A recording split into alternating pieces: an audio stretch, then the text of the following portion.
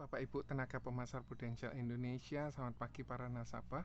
Kabar gembira, Prudential Indonesia menjamin isolasi mandiri di rumah, fasilitas bukan rumah sakit karena COVID-19.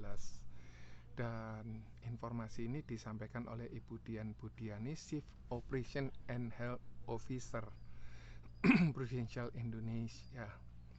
Jadi salam sehat sejalan dengan pandemi COVID-19 yang berlangsung saat ini. Mulai sulit mencari tempat tidur di rumah sakit.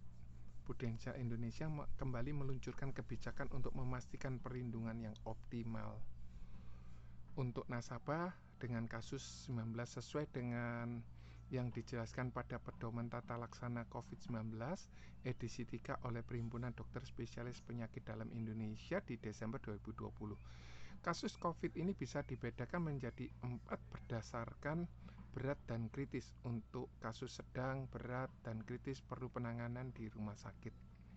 Jadi untuk kasus tanpa gejala dan ringan pada pedoman tersebut diantaranya dijelaskan sebagai berikut. Tanpa gejala, kondisi ini merupakan kondisi yang paling ringan. Pasien tidak ditemukan gejala, dapat dilakukan isolasi mandiri di rumah. Sedangkan yang ringan, pasien dengan gejala tanpa ada bukti pneumonia virus dan tanpa hipoksia dapat dilakukan isolasi mandiri dan pemantauan di rumah maupun di fasilitas karantina.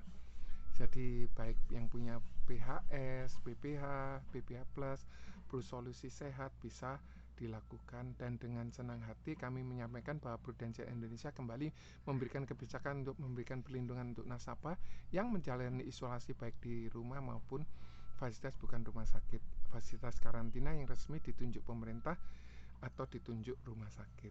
Jadi hal yang perlu dipersiapkan ialah surat keterangan dokter yang menginformasikan gejala yang dirasakan nasabah, diagnosa, hasil pemeriksaan fisik, perintah isolasi berapa lama di rumah sakit, maksimum 14 hari, di cover sampai 31 Maret 2021 dan maksimumnya 5 miliar.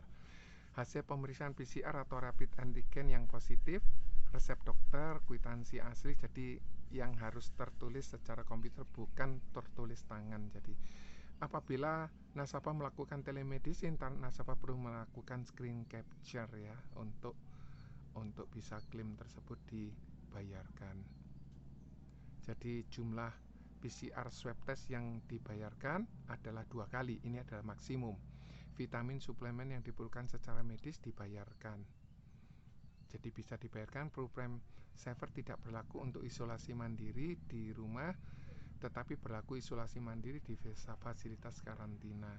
Isolasi mandiri selain fasilitas karantina akan diperlakukan seperti isolasi di rumah, di mana tidak ada penggantian biaya kamar. Terima kasih guys, semoga bermanfaat. God bless you all, bye.